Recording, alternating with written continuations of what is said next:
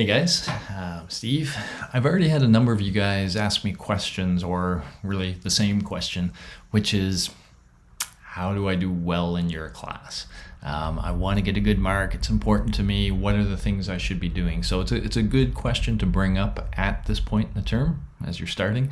And I thought, rather than answer emails as one-offs, I would create this video and share it with you all because I suspect there's many of you that have that same question on your mind. So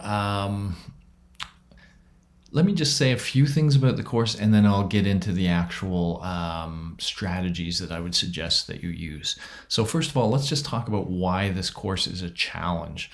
There is virtually nothing in this course that you will find, really hard to understand or complex. It's not a calculus course where you got to learn to do certain things and wrap your head around some, complicated notion of areas under a curve or whatever it may be.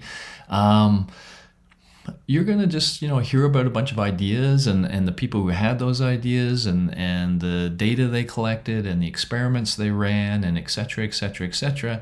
But the challenge is that you're going to get a lot of it. This is what we call a breadth course. It's kind of like going into a restaurant and them saying, hey, we have all this different food and we're going to give you a little taste of a whole bunch of different things so you can figure out what you like. That's what this course is like. So in my part, 8 chapters. Each one of them sort of a different approach to psychology. Sometimes it's sort of different questions that are being asked, different levels of the system that are being investigated. And when you go from chapter to chapter, it can feel like, okay, now we're going to talk about something completely different with a new set of terminology, a new set of important figures, a new set of experiments. And so that's what can be, the challenge is that you're just getting so much information. And of course, on that final exam, we're basically seeing how much of that information stuck. So I'm going to talk about Peer Scholar separately in a second, but let's just focus on sort of the final exam. So how do you get ready for that final exam? As you know, it's a cumulative exam. It's on the whole 8 chapters. And it's must pass. You must get, 45% on that exam. In order to pass the course. That's 45%, not 45 out of 50, right? 45%. So we're kind of generous with our notion of passing, as long as you can show us, at least 45% of the material. So how do you, make it stick? And I know many of you want to do better than the 45%. So a couple of answers to that. Let me first talk about the M-tuners. The M-tuners are intended to help you prepare for the final exam. If you do them right, then you will be reinforcing your knowledge and getting yourself ready for that final exam, which is really what they're about. Now, what do I mean by do them right? What you will notice when you go through an M-tuner is we have a very specific sort of process that unfolds for each question. And that process has been created based on research. It's one we know will enhance learning. Here's how it works. So first of all, we ask you the question and we don't show you the alternatives. We just have a blank there and we say, hey, what do you think is the answer? And it's very, very important, if you want to do well in the course, to take this step seriously, to not just say next, but rather to try to think of what you think the answer is and type it in. You won't get any grades for getting it right. You won't lose any grades for getting it wrong. But here's what will happen. You will warm up a bunch of neurons. You will engage in what we call retrieval practice. In order to get information out of your head, it's not just about encoding it and getting it in. It's about practicing getting it out. Okay, and your typical multiple choice test kind of undermines that practice by putting the answers right in front of you. And then you just do what we call recognition. You just try to find the answer that fits. But it's much better if you try to do recall, if you try to pull that answer from your mind. Even if you can't get it, what you're doing is kind of getting your mind into the right place so it can then learn. And then the rest of the questions are laid out to help you learn the rest of the way it works. So you see the alternatives. If you pick it right, we tell you it's right and we tell you why it's right.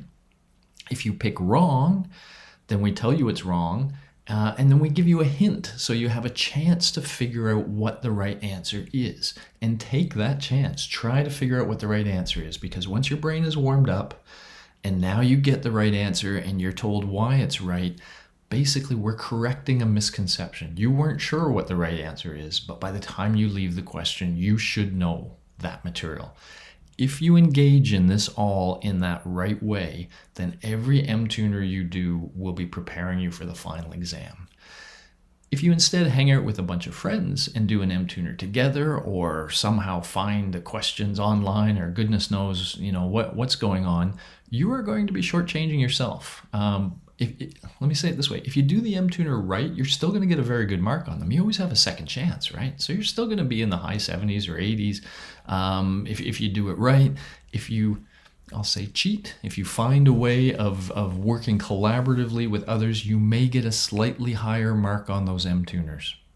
Slightly higher. You may earn yourself 3 or 4% by cheating with other people. And then you're going to do the final exam, and anything that you earned is going to be gone.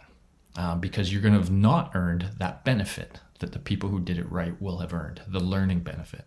So that's my first thing to you. You want to do well in the course. Treat these M-tuners seriously. Sit down and take each one like it's a test and really work through each question as they're meant to be worked through. That's the first way to do well, okay? So how do you do well on an M-tuner? So if we kind of go back a step, when you're first learning the material, when you're going through the chapters, when you're watching the lectures, I want you to be aware of this distinction between what we call active and passive encoding. You may almost want to sneak ahead to the chapter on memory and maybe look at the section on mnemonic strategies. Mnemonic strategies are ways you can put things in your memory so they're very easy to find and get back out. But the first thing you'll notice about mnemonic strategies is that they are work. Okay, if you want to use any of these strategies, then when you encounter the information, you have to work with it. You have to do something active with it. And that's really the key, by the way. When you really want to learn something, you have to encode it deeply. Usually. Sometimes not. So let me kind of give you that story. When you're reading, and you know this to be true, when you're reading through the textbook, sometimes your mind is 100% there. You know what you're reading about. You're interested in what you're reading about. You're kind of interested to see where this goes. If your mind is in that mode, so you are now passively encoding information, right? You're just reading, but your mind is engaged. And as long as your mind is engaged and you're going through that whole process, then you probably don't have to change anything. Continue to read that way. Maybe take some notes. Taking notes is always great. And don't just highlight, don't just whatever. Have a pad of paper or keyboard if you must, and take what you read and then write it down in your own words. Literally translate it to how you would say it or how you would think about it. And so that's one good thing you can do. And often that might be enough. If you're going through a chapter and you're engaged and you're taking notes, and that's great. What I want you to be aware of are those situations where your eyes are on the chapter. They're maybe even moving across the lines. But at some point you are thinking, what the heck have I been reading? I've just read 2 pages and I have no idea what I've even been reading, right? So when you know that your mind is not engaged, our minds will get pulled other directions. And if it's being pulled somewhere else, then you almost might as well not be reading. Okay, you have to switch to a more active strategy to bring your mind back. So here's the active strategy I recommend, and here's why I recommend it. The active strategy I recommend is to generate multiple choice questions, to pretend you're the TA. So we have TAs going through the chapters, and they look at each question and they say, okay, they look at each bit of information and they say, how could I ask a multiple choice question about this? You should do the same thing.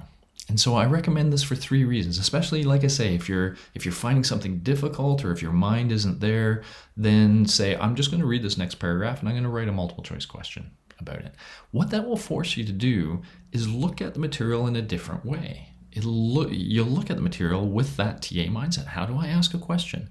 And it'll force you to kind of read, think, and then reinterpret, restructure that information into a question, which is a very, very good way of actively engaging with the information. It's especially good because you're now kind of transforming that information into the form you will encounter it on a test, which is the multiple choice question. So you're taking that information and you're saying, how would that be asked in a multiple choice exam? And in so doing, you are really preparing yourself to recall, to retrieve that information in a multiple choice exam. It also, by the way, has the fantastic advantage that if you write a bunch of these multiple choice questions, and mostly for you, you just want to write the question and the right answer, right? But put 3 wrong answers underneath that too. 3, we call them foils. And then what you can do is share your question with other students. You can say, okay, hey, listen, I wrote 20 multiple choice questions on that chapter. How about you go through and you do some, and then let's swap. And then we can practice on each other's multiple choice questions. Practice, retrieval practice, getting that information out of your mind. So that's what you really have to think about with memory. Yes, it's very important to get it in there good. And that's where like the active learning and the creating questions can help you. But it's also very good to practice getting it out of your head now and then. That retrieval practice. If you're putting it in good and practicing getting it out, then your mind is ready. And the fact that you're doing it with questions, multiple choice questions, means that your mind is ready for a multiple choice test. Okay? So that would be what I would suggest generally. Go through this material, start with that passive mindset. Am I listening? Is my mind engaged? Is everything cool? If it is, fantastic. But when you feel that slip, then go over to the much more active style. And again, what I recommend is giving questions. So when I post this video, I will also post the guides that we give to our TAs when they generate questions for your MTuner and for your final exam. I'm going to return to that in a second. So you can use these guides and you can see exactly what they see, and you can generate questions that are very similar to how they are generating questions. And what you might find, by the way, this is an additional kind of funky mojo. Every now and then students who are doing this, they go to the exam, it might be an MTuner, it might be a final exam, and they'll come back to me afterwards and they'll say, something really weird happened, Professor Jordans. The question that I created, it was on the exam. There's only so many ways to ask questions about the material in this textbook. And so as you write questions, you may indeed find you create questions like the TAs do. You may create almost the very same question. So that's an additional bonus. You are actually probably giving yourself a preview of some of the questions on the exam. At the very least, you've changed your mindset when you read. When you now read, you can almost see things from that multiple choice lens. So even if you make a habit of generating multiple choice questions, then even when you're not actively doing that, when you read material, you can kind of see the multiple choice question. You can kind of see how it would be asked. And that's a very powerful thing. Okay, so that's the biggest thing I would say. That would get you through to the hope is if you're doing that, then you're prepared for the MTuners. And then you do the MTuners right, and now you're fixing the stuff you have right, you're rewarded for. The stuff that you still don't quite have, the MTuner will kind of backfill that, right? And get that stuff strong as well. And so if you do that for the 4 MTuners, then by the time you get to the final exam, things are comfortable. They're there. And let me mention, by the way, at this point, that the process we use is the TAs generate so many questions per chapter as they go through. Some of those we use in the MTuners, some of those we use on the final exam, and we just randomly select for both. So what the important point there is that the final exam, the questions on the final exam are created at the same time, in the same way as the questions for the MTuner. So if you get really comfortable with those kinds of questions, then that's what you're going to see on the final exam. The final exam won't give you a second chance. So some things will be a little different, but the style of question will be exactly the same. So you'll know going into that final what to expect. Okay, so now a last point. That kind of covers the MTuner, that kind of covers the final exam, and that's probably 70+% of the grade in this course. The other, and there's some easy grades in the course, right? The AIM module and the first quiz, etc. But the other thing in the course is the peer scholar activity. The peer scholar activity is meant to challenge you. And in fact, it is one of the things that tends to be the tougher part of the course. So people find the final exam, difficult, and they find the peer scholar activity difficult. What I would say to you there is take it really seriously. Okay, we're going to ask you to find a paper and summarize it well, summarize their critical finding well, and then to think what you would do next. That what you would do next is critical, right? That's the scientific process. Where would I take this research? So try to come up with something clever or interesting. If you can, something theory-driven. I mean, we'll get there. But I think the bigger point I want to make, I'll describe a lot of this when we get to the peer scholar activity, but I think the bigger point I want to make is don't just do it quickly. Don't just say, oh, I'll just write something up really quickly and do whatever. If you write it up really quickly and do whatever, and if you don't take a lot of time to give your peers good advice, etc., if you go through it in a half-hearted way, you will get about 4 out of 12. I'll almost tell you that, exactly. You really want to do it conscientiously. You really want to dig in there and take it seriously. Those are the people that get the 8s, 9s, 10s, 11s out of 12s. And so if you want a good mark, when we get to that peer scholar part of the course, take it very seriously, do it really well. And I think if you do those two things, if you study the way I told you to study to do well on your M-Tuners and your finals, and if you take the peer scholar activity seriously, then you'll do well in the course. So you want to know how to do well? There you go.